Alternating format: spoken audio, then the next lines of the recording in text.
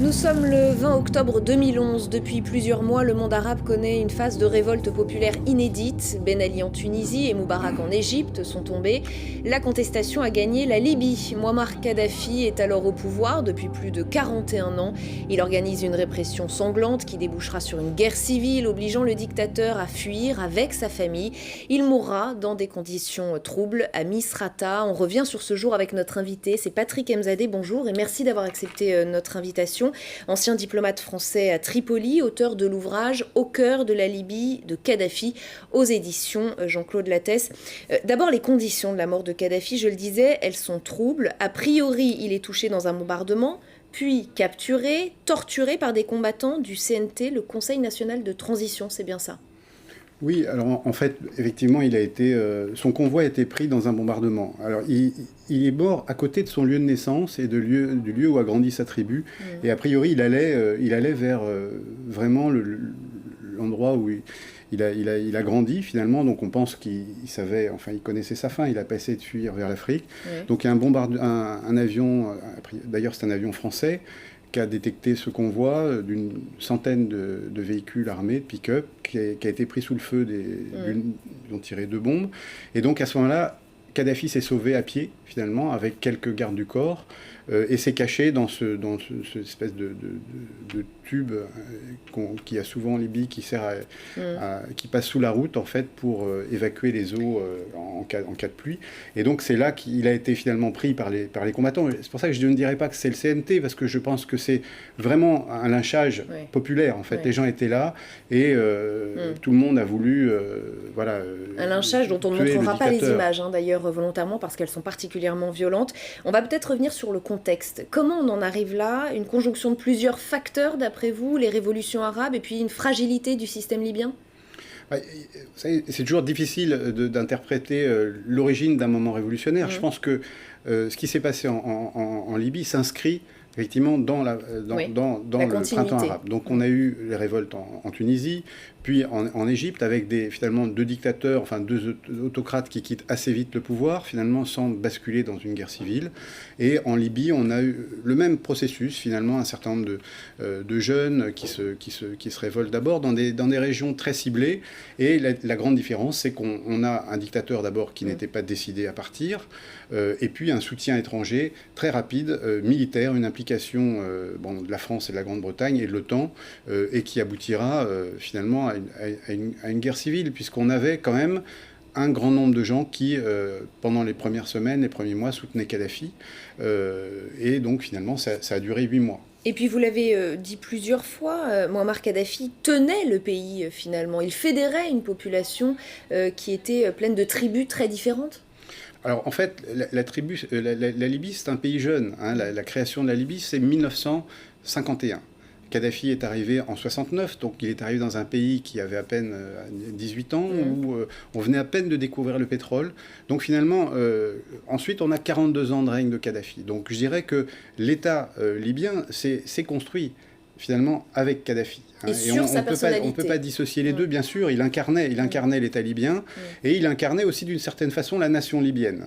Alors ça s'est fait grâce au pétrole, c'est très important, parce que c'est ce qui lui a permis, bien sûr, en construisant les instruments d'un État, aussi de rétribuer et de faire en sorte de fédérer un certain nombre d'entités qui étaient effectivement différentes. On parle des tribus, mais les régions aussi.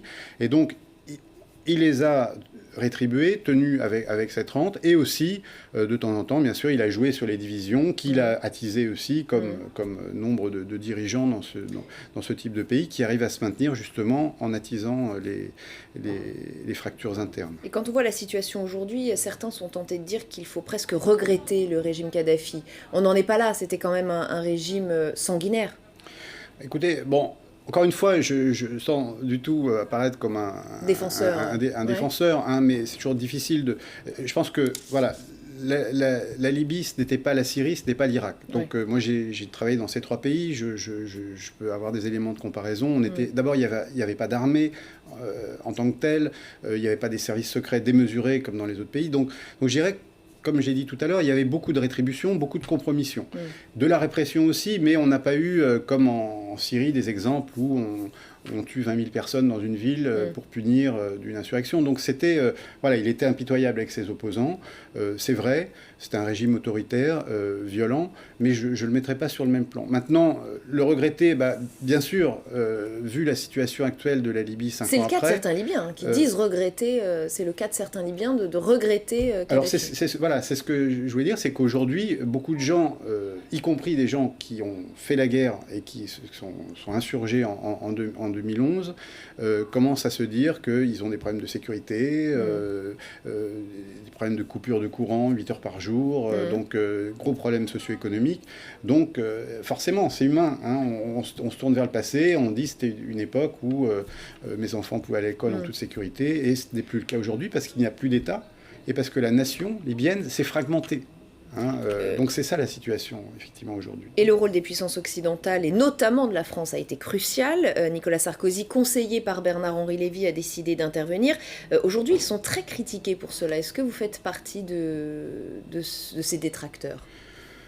Oui, alors je ne fais pas partie aujourd'hui, parce que j'ai dit en 2011, ce que j'ai dit en 2011, c'est que la décision d'intervenir, en tout cas de ne pas trouver une issue négociée, a été prise très vite. On sait maintenant, il y a eu un certain nombre d'enquêtes, notamment en Grande-Bretagne, qui sont sorties récemment, et en France aussi, on sait, il y a eu des bouchons qui ont été lancés par l'équipe Kadhafi, en tout cas les gens autour de lui, qui tentent à montrer qu'à un moment donné, il était prêt à lâcher certaines choses et à partir.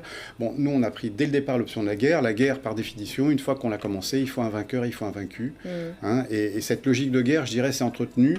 Donc, je ne dis pas que ça aurait marché, mais je dis qu'on n'a pas essayé et qu'on a tout de suite, opté pour l'option militaire. Peut-être aussi avec des erreurs d'analyse, parce qu'on a pensé qu'il partirait plus tôt. On n'a pas pensé que ça durerait aussi longtemps. Et on a sous-évalué, je pense, les divisions au sein de l'insurrection et puis la fragilité justement de la société dont on voit aujourd'hui les conséquences. Et quid des supposées motivations politiciennes de Nicolas Sarkozy qui aurait voulu éliminer Kadhafi pour surtout ne pas avoir de preuves d'un éventuel financement de sa campagne de 2007 ?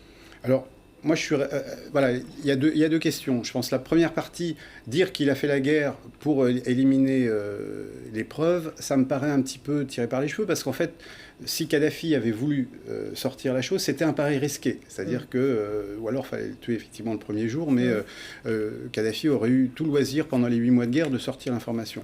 Maintenant qu'il y ait eu volonté de financement ou financement effectif, il y a des juges qui travaillent sur cette affaire.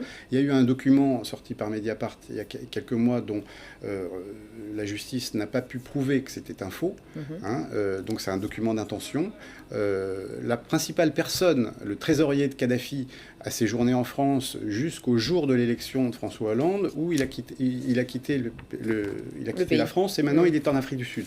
Donc je dirais que voilà, il y a un faisceau de choses qui sont effectivement assez troublantes, et je dirais que la justice fera son travail et on verra ce que tout ça va donner. Patrick Mzadeh, si je vous demande de terminer cette phrase, le 20 octobre 2011, c'est le jour où ? Que me répondez-vous ?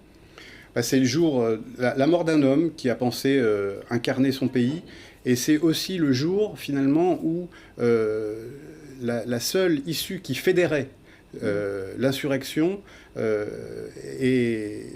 s'est achevée. C'est-à-dire que finalement la mort de Kadhafi, c'était aussi le moment où toutes les composantes de l'insurrection ont commencé à pousser chacune leur carte, et on est toujours là. C'est une lutte pour le pouvoir aujourd'hui, une lutte militaire pour le pouvoir. Merci beaucoup Patrick Mzadeh d'avoir été mon invité dans Le Jour où. L'information continue sur LCI.